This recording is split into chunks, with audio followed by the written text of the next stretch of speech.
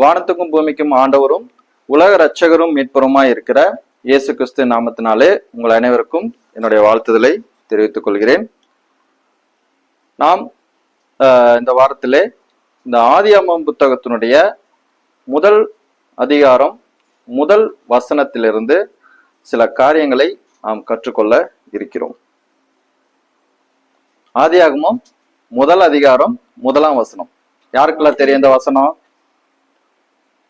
எல்லாருக்குமே தெரியுங்களா? எல்லாருமே பார்க்காம சொல்றீங்களா? சொல்லுங்க பார்க்கலாம். ஆதியிலே தேவன் வானத்தையும் பூமியையும் சிருஷ்டித்தார். ரொம்ப எளிமையா இருக்குல்ல, சொல்றதுக்கு ஈஸியா இருக்குல்ல. சின்ன பிள்ளைங்களை கேட்டாங்க கூட என்ன பண்றாங்க, சுலபமா சொல்லிடுறாங்க. இதுல அடங்கி இருக்கிற சத்தியங்களை நம்ம என்ன பண்ண போறோம்னா இன்னைக்கு நிதானித்து பார்க்க போகிறோம். கற்றுக்கொள்ளலாமா? அதிகாம ஒண்ணு தானே, சிம்பிளா தானே இருக்குது. சின்ன பிள்ளைங்க கூட மனப்பாடம் பண்ற அளவுல தானே இருக்குதுன்னு நம்ம நினைக்கிறோம்.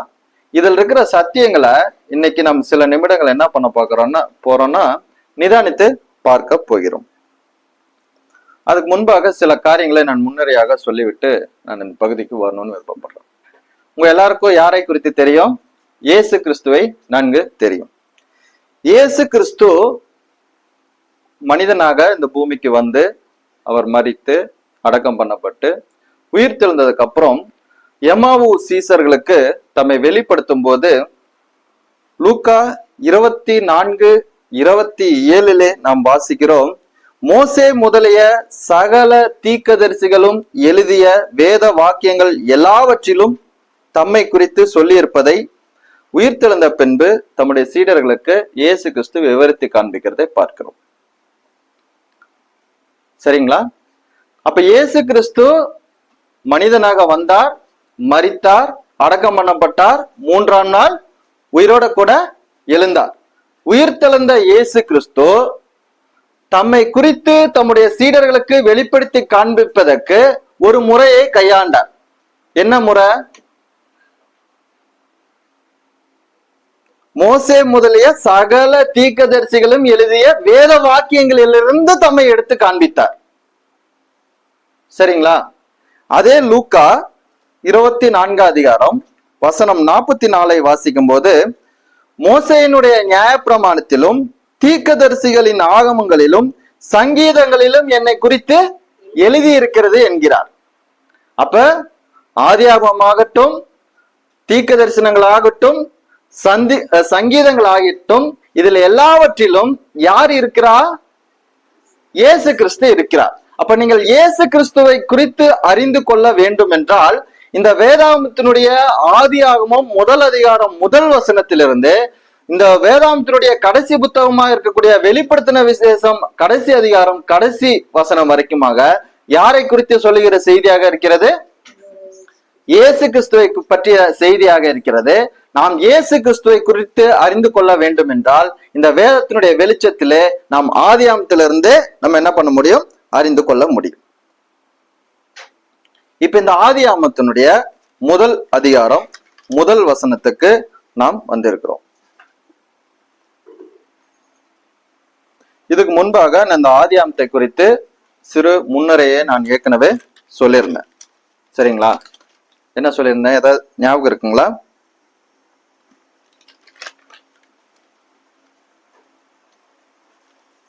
இந்த ஆதியாகமம் என்ற பெயர் பெரிஷித் என்ற எபிரேய பெயரை கொண்டதாக இருக்கிறது. இது கிரீக்ல ஜெனிசிஸ் என்ற வார்த்தையை அடிப்படையாக கொண்டு இந்த புத்தகம் ஆதியாகமம் என்று அழைக்கப்படுகிறது. ஆதியிலே அப்படின்னு சொல்றோம்ல, ஆதியாகமம் முதலாம் அதிகாரம் முதல் வசனத்துல ஆதியிலே என்று சொல்வது கிரேக்க மொழியில ஜெனிசிஸ் என்ற வார்த்தையை உபயோகப்படுத்தி சொல்லப்பட்டிருக்கிறது. அந்த வார்த்தையை கொண்டே இந்த புத்தகம் ஆதியாகமம் என்று அழைக்கப்படுகிறது. இதை எழுதியவர் மோசே. எழுதப்பட்ட ஆண்டு கிமு 1500. யாருக்காக எழுதுகிறார்?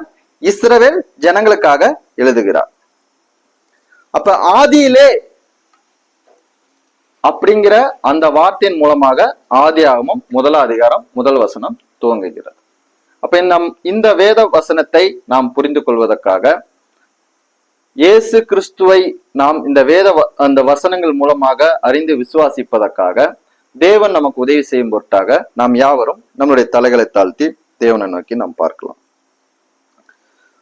வானத்துக்கும் பூமிக்கும் ஆண்டவராய் இருக்கிற எங்க நல்ல கர்த்தாவே, ஆண்டவரே இந்த காலை வேளைக்கான செலுத்துகிறோம். ஆண்டவரே, இன்றைய தினத்திலும் ஆண்டவரே மகத்துவங்களை சிருஷ்டிப்பினுடைய காரியங்களை ஆண்டவர் உண்மை குறித்து நாங்கள் அறிந்து கொள்ள நாங்கள் இந்த இடத்தில் ஒருமனப்பட்டு இருக்கிறோம். தேவன் எங்களுக்கு உதவி செய்து சத்தியத்தின் அடிப்படையிலே நாங்கள் உண்மை அறிந்து விசுவாசிக்க தேவன் எங்களுக்கு கிருபை பாராட்டும். வருகிற நேரங்களை பொறுப்படுத்தி எங்களை வழி நடத்த வேண்டுமாய் சர்வ வல்லமையும் மிகுந்த கிருபையும் உள்ள இயேசு கிறிஸ்து ஜெபிக்கிறோம் நல்ல பிதாவே, ஆமென். இப்ப ஆதியிலே என்று இந்த வார்த்தை துவங்குகிறதை நாம் பார்த்தோம். அப்ப ஆதியிலே என்று சொல்லும் போது பெரிஷித் என்ற எபிரேய வார்த்தையிலே அல்லது ஜெனிசிஸ் என்ற கிரேக்க வார்த்தையில பார்க்கும்போது ஆரம்பத்திலே அல்லது தொடக்கத்திலே என்று சொல்லுகிறதை பார்க்கிறோம். இது எதனுடைய ஆரம்பத்தை குறிப்பிடுகிறது? இந்த ஆதியிலேங்கிற வார்த்தை எதனுடைய துவக்கத்தை, எதனுடைய ஆரம்பத்தை குறிப்பிடுகிறதாக இருக்கிறது? எல்லாத்துக்கும் ஒரு துவக்கம்னு ஒண்ணு இருக்குமா இருக்காதா? ஒரு வீடு கட்டுறோம்னா அதுக்கு ஒரு துவக்கம் இருக்கு. ஒரு சமையல் பண்றோம்னா அதுக்கு ஒரு ஸ்டார்டிங் பாயிண்ட் இருக்கு. கரெக்டுங்களா? கட்டுதானே? எல்லாவற்றுக்கும் ஒரு துவக்கம் இருக்கிறது. நாம் ஆதியாகமம் 1 அதிகாரம் 1 வசனத்திலே சிருஷ்டிப்புகளுடைய துவக்கத்தை குறித்து தேவன் நமக்கு அறிவிக்கிறதை பார்க்கிறோம். இந்த சிருஷ்டிப்புகளுடைய துவக்கத்தின் போதுதான் காலம் நேரத்தினுடைய துவக்கமும் ஆரம்பித்தது. இதே ஒரு வார்த்தை யோவான் 1 அதிகாரம் 1 வசனத்துல பாருங்களேன். யோவான் 1 அதிகாரம் 1 வசனம்.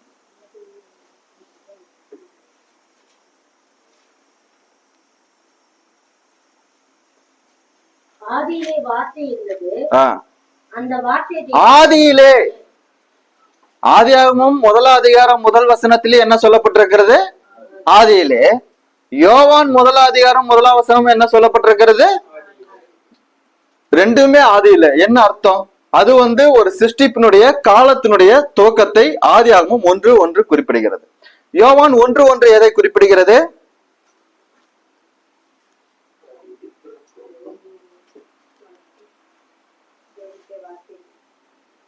அத தமிழ்ல நமக்கு எப்பவுமே பாத்தீங்கன்னா ஒரே வார்த்தைக்கு ஒன்றுக்கு மேற்பட்ட பொருள் அல்லது அர்த்தங்கள் இருப்பதை நம்ம அறிந்திருக்கோம். இதுக்கு முன்பாகவே நம்ம அதை பத்தி பார்த்திருக்கோம்னு நினைக்கிறேன். அதாவது ஓடு, விரைவாக ஒரு இடத்தில் செல்வதற்கு ஓடுன்னு சொல்லுவோம்.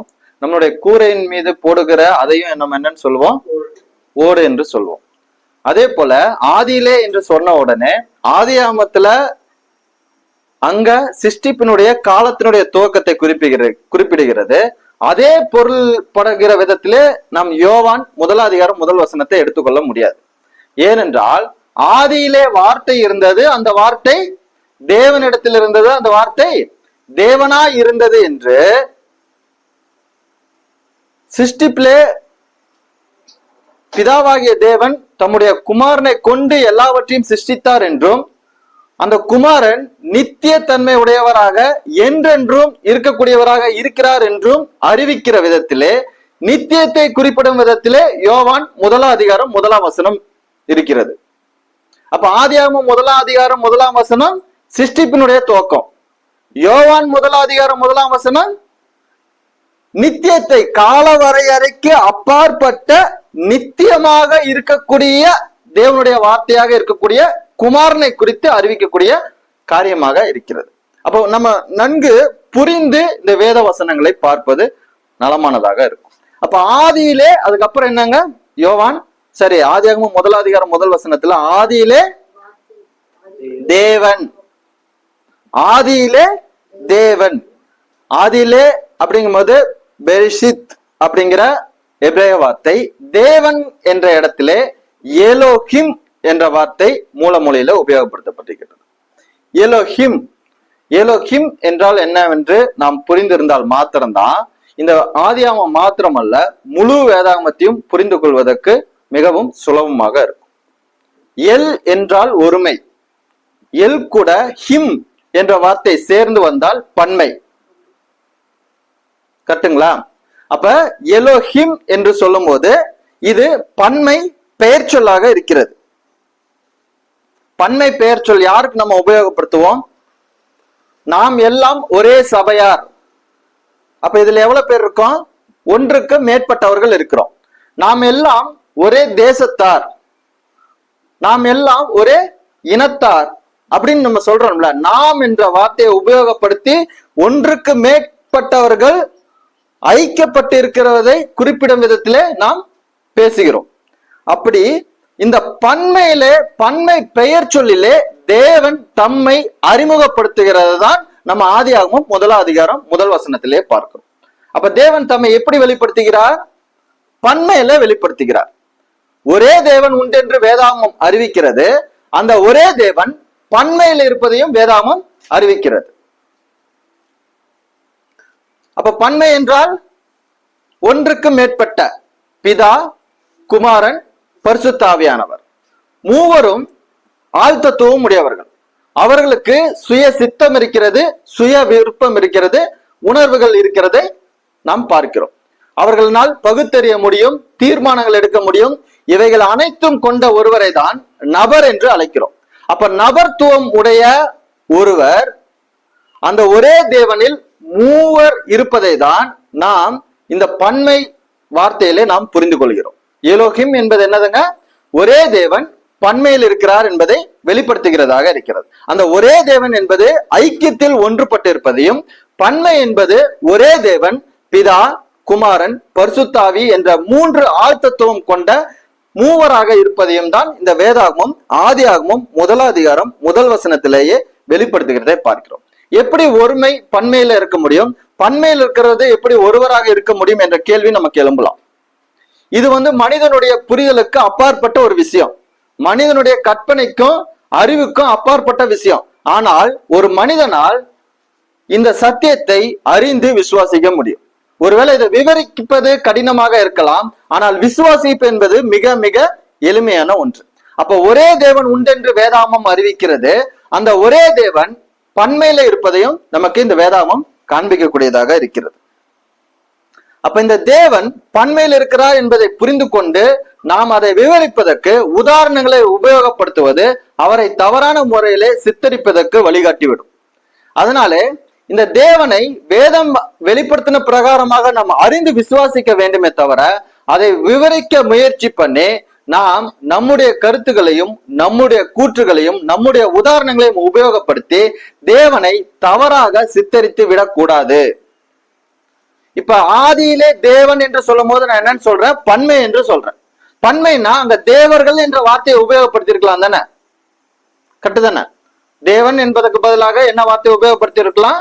தேவர்கள் என்ற வார்த்தையை உபயோகப்படுத்தி இருக்கலாம். ஆனால் இந்த வேதாந்தத்தினுடைய தேவன் தம்மை ஒரே தேவனாக இருக்கிறார் என்பதை வெளிப்படுத்தி காண்பிக்கிறவராக இருக்கிறார். அப்ப தேவன் என்ற வார்த்தை உபயோகப்படுத்தப்பட்டிருக்கிறது.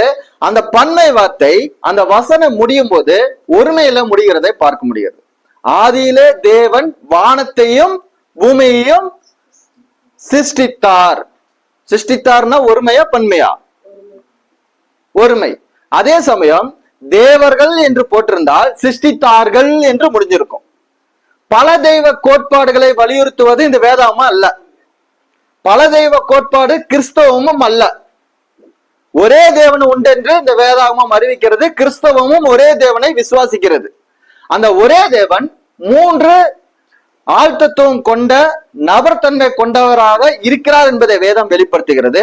அதை தான் நாம் திருத்துவ உபதேசம் அல்லது ட்ரினிட்டி, திரியேக தேவன் என்று நாம் அறிந்திருக்கிறோம்.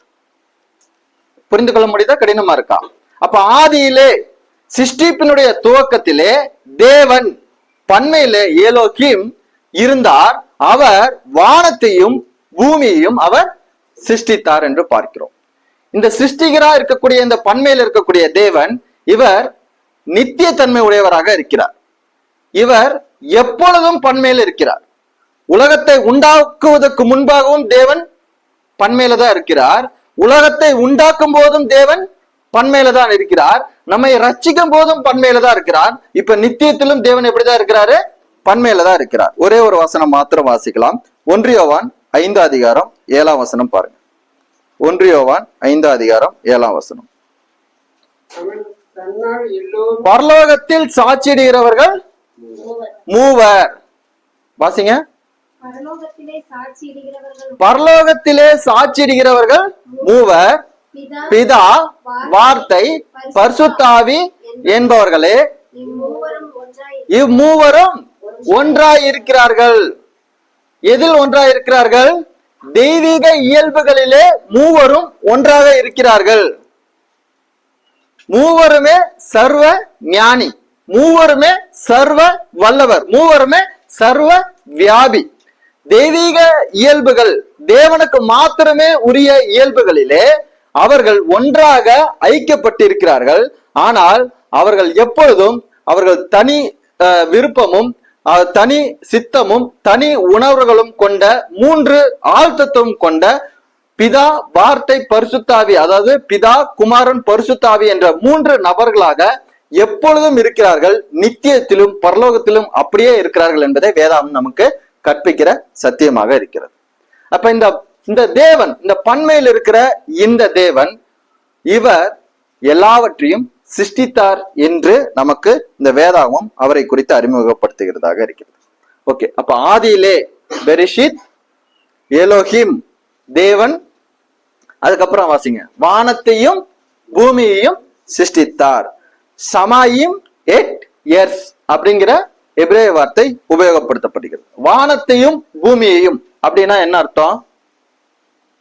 ஆதியிலே தேவன் வானத்தையும் பூமியையும் சிருஷ்டித்தார். இப்ப இந்த பகுதி புரிந்து கொள்வதற்கு கடினமாக இருக்கலாம். ஆனால் நீங்கள் புதிய ஏற்பாட்டுக்கு வரும்போது கொலேசேயர் 1ஆம் அதிகாரம் 16ஆம் வசனத்தை நீங்கள் வாசிக்கும் போது அந்த இடத்திலே இன்னும் நமக்கு தெளிவுபட புரிந்து கொள்ளும் வகையிலே அந்த ஆக்கியோன் எழுதியிருப்பதை நீங்கள் வாசிக்க முடியும். ஓகே, கொலேசேயர் 1ஆம் அதிகாரம் 16ஆம் வசனத்திலே நாம் இப்படியாக வாசிக்கிறோம். பரலோகத்தில் உள்ளவைகளும் பூலோகத்தில் உள்ளவைகளும். பரலோகத்தில் உள்ளவைகள் காணப்படாதவைகள், பூலோகத்தில் உள்ளவைகள் காணப்படுகிறவைகள். அப்ப ஆதியிலே தேவன் வானத்தையும் சொல்லும் போது பரலோகத்தையும் பரலோகத்துக்குரியவைகளையும் தேவன் என்ன பண்ணிருக்கிறாரு? சிருஷ்டித்து இருக்கிறாரு. பூமியும் என்று சொல்லும் போது பூமியையும் பூமிக்குரியவைகளையும் சிருஷ்டித்திருக்கிறார் என்று சொல்லுகிற விதத்திலே, இந்த சிருஷ்டிப்பினுடைய ஆரம்பத்தை குறிப்பிடும் விதத்திலே இந்த ஆதியாகமம் 1ஆம் அதிகாரம் 1 வசனம் சொல்லப்பட்டிருக்கிறத பார்க்கிறோம். இப்ப எந்த ஒரு பேச்சு ஆரம்பிக்கிறதா இருந்தாலும் அதுக்கு ஒரு இன்ட்ரோடக்ஷன் இருக்குமா இருக்காதா? இப்ப தெரியாத ஒரு நபர்கிட்ட நீங்கள் போய் உங்களை அறிமுகப்படுத்தும் போது உங்களை குறித்ததான ஒரு அறிமுகத்தை சொல்லுவீங்களா இல்லையா? எடுத்த உடனே எல்லாத்தையும் சொல்லிடுவீங்களா? அதுக்கு ஒரு ஸ்டார்டிங் பாயிண்ட் இருக்குமா இருக்காதா?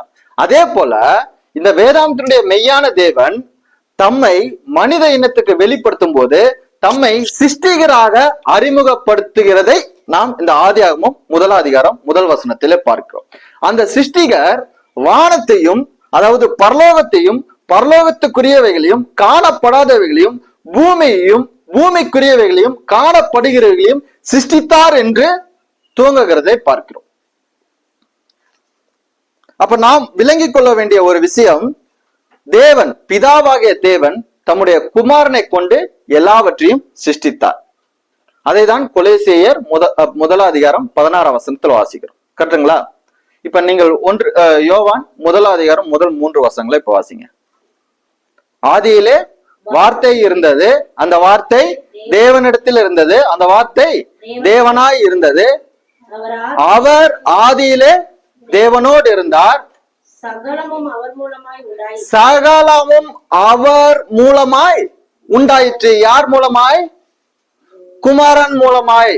எலோஹிம் தேவன் எல்லாவற்றையும் சிருஷ்டிக்கிறார். அந்த தேவன் தம்முடைய குமாரனை கொண்டு எல்லாவற்றையும் சிருஷ்டிக்கிறார் என்று இந்த வேதாகமம் வெளிப்படுத்துகிறது. அப்ப இயேசு கிறிஸ்து சொன்னது உண்மையா இல்லையா?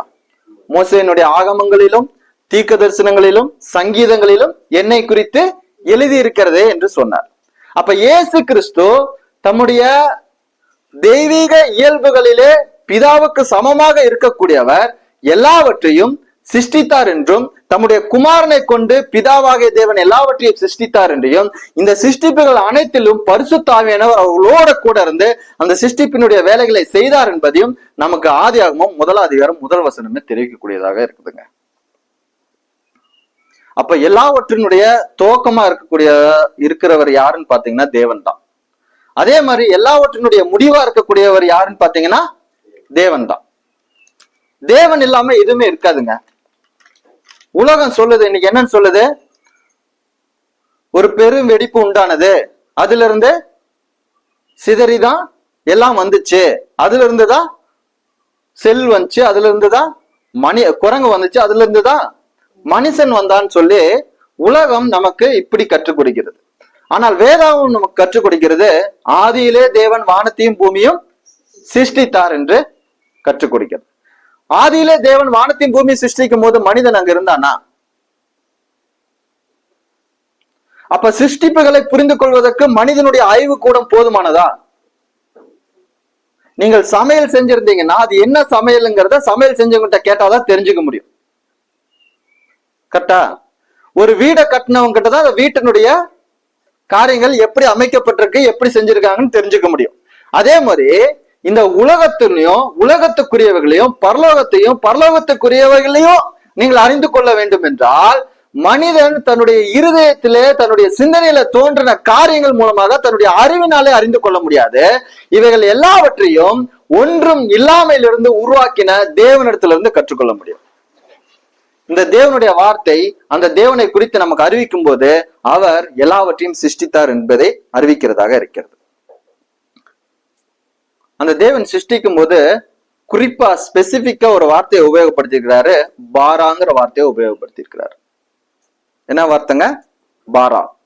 பாராங்கிற இந்த எபிரேய சொல் ஒன்றும் இல்லாமல் இருந்து ஒன்றை உருவாக்குவது. ஒன்றும் இல்லாமல் இருந்து ஒன்று உருவாக்குவது தேவன் மாத்திரம் தான் செய்ய முடியும். இந்த பாராங்கிற வார்த்தை வேதாந்தத்துல எங்கெல்லாம் குறிப்பிடப்பட்டிருக்கோ அங்கெல்லாம் தேவனோட இணைந்து சொல்லப்பட்ட வார்த்தையாக இருக்கிறது. இதை லத்தீன்ல சொல்லும் போது எக்ஸ் நெகிலோ அப்படின்னு என்று குறிப்பிடுவாங்க.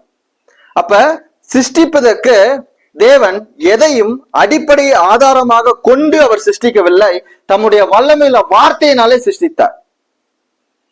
மனிதனுக்கு ஒன்றை உருவாக்குவதற்கு ஆதாரமாக ஒன்று தேவை.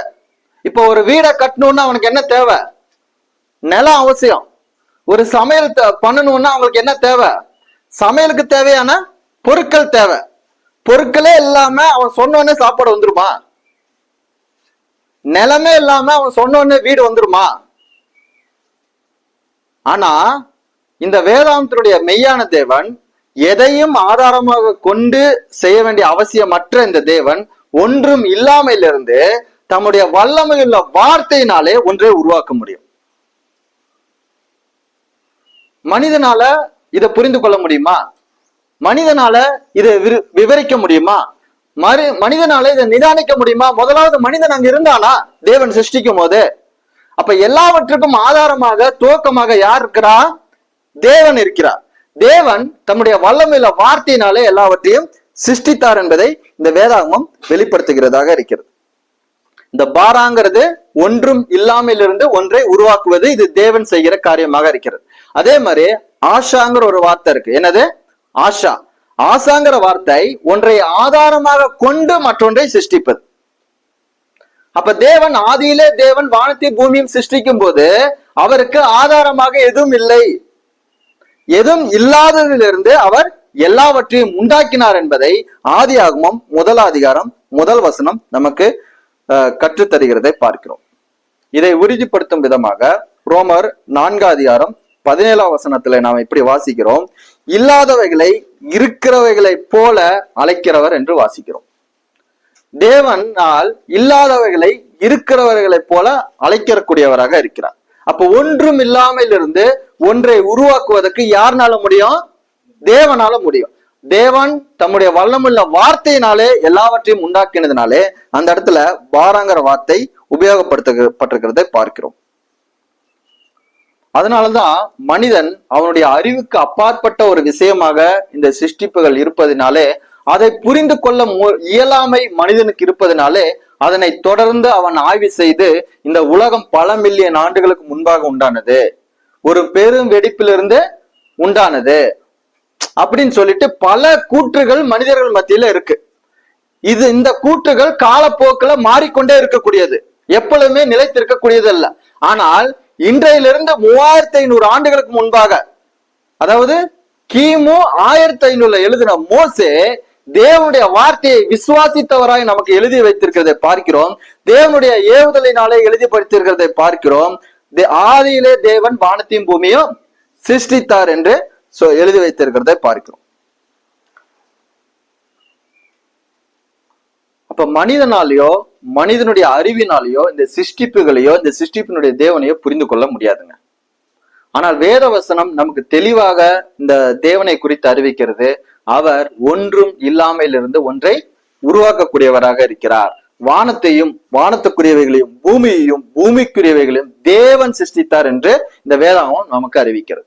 தேவன் ஒருவர் இருக்கிறார் என்றும் அந்த தேவன் தான் எல்லாவற்றினுடைய துவக்கமாக இருக்கிறார் என்றும் எல்லாவற்றினுடைய துவக்கமாக இருக்கிற அந்த தேவன் தான் சிருஷ்டிகராக இருக்கிறார் என்பதையும் அந்த சிருஷ்டிகனால் உருவாக்கப்பட்ட அனைத்துமே சிருஷ்டிப்புகளாக இருக்கிறது என்பதையும் இந்த வேதாகம் நமக்கு கற்றுத்தருகிறதாக இருக்கிறது. மத்தேயு 19:26 இப்படி வாசிக்கிறோம், தேவனால் எல்லாம் கூடும். அப்ப தேவனால் கூடாத காரியம் ஏதாவது இருக்கா? தேவனால கூடாத காரியம் என்று எதுவுமே இல்லை. எல்லாம் தேவனால் கூடும். அவர் தம்மை அறிமுகப்படுத்தும் போதே தான் சிருஷ்டிகர் என்பதை அறிமுகப்படுத்துகிறதை பார்க்கிறோம். அந்த சிருஷ்டிகராக இருக்கக்கூடிய தேவன் நித்திய தன்மையுடையவராக நித்தியமானவராக இருக்கிறார். அவர் சர்வ வல்லவர், சர்வ ஞானி, சர்வ வியாபி. அவர் தேவன் எப்போதுமே பன்மைத்தன்மை உடையவராக இருக்கிறார். அந்த பன்மைத்தன்மையில இருக்கிற அந்த தேவன் எல்லாவற்றினுடைய துவக்கமாக இருக்கிறார். அவர் சிருஷ்டிகராய் இருக்கிறார் என்பதை இந்த வேதாந்தத்தினுடைய வெளிச்சத்திலே ஆதியாகமம் 1 அதிகாரம் 1 வசனத்திலே பார்க்கிறோம். அப்ப எலோஹிம் எல்லாவற்றையும் சிருஷ்டித்தார். சரிங்களா? இதை அறிவியல் நிரூபிக்க இயலவில்லை. நாம் எப்படி இதை எடுத்துக்கொள்ளலாம்? நம்மளும் பார்க்கல, நம்மளும் சிருஷ்டிக்கும் போது அங்க இல்ல. நாம இந்த பகுதியை எப்படி நம்ம எடுத்துக்கொள்ளலாம்? எபிரேயர் 11 அதிகாரம் 3 வசனம் பாருங்க. எபிரேயர் 11 அதிகாரம் 3 வசனம்.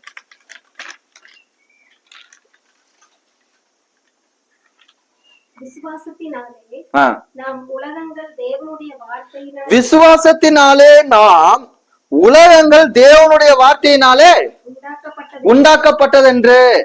நான் தேவன் இவைகளை சிருஷ்டிக்கும் போது நான் அங்கு இல்ல. ஆனால் நான் தேவனை விசுவாசிக்கிறவனாக இருக்கிறதுனாலே தேவன் அவருடைய வார்த்தைகளினாலே இவைகள் எல்லாவற்றையும் உண்டாக்கினார் என்று என்னால என்ன பண்ண முடியும்? விசுவாசிக்க முடியும். நான் போய் ஆய்வு செய்ய வேண்டிய அவசியம் இல்லை. நான் போய் நிரூபிக்க வேண்டிய அவசியம் இல்லை. வேதம் அவரை குறித்து வெளிப்படுத்துகிறது. வேதம் அவர் தம்முடைய வல்லமையுள்ள வார்த்தையினாலே உண்டாக்கினார் என்று வெளிப்படுத்துகிறது. எலோஹிம் சிருஷ்டித்தார் என்று வெளிப்படுத்துகிறது. தேவன் தம்முடைய குமாரனை கொண்டு சிருஷ்டித்தார் என்று வெளிப்படுத்துகிறது. தேவன் தம்முடைய குமாரனை கொண்டு சிருஷ்டிக்கும் போது தேவ ஆவியானவர் அவர்களோட கூட இருந்து அந்த சிருஷ்டிப்பினுடைய வேலைகளை செய்தார் என்று வெளிப்படுத்துகிறதா இருக்கிறது. இதை நான் அறிந்து என்னால் விசுவாசிக்க முடியும். நான் புரிந்து கொள்வது கடினமா இருக்கலாம், கட்டுங்களா? ஆனால் என்னால விசுவாசிப்பு என்பது மிக மிக எளிமையானது. இந்த சத்திய வசனத்துக்கு நான் என்னை தாழ்த்தும் போது இதை மிக எளிமையாக என்னால் என்ன பண்ண முடியும்? விசுவாசிக்க முடியும். நீங்கள் விசுவாசிக்கிற பிள்ளைகளா இருக்கீங்களா?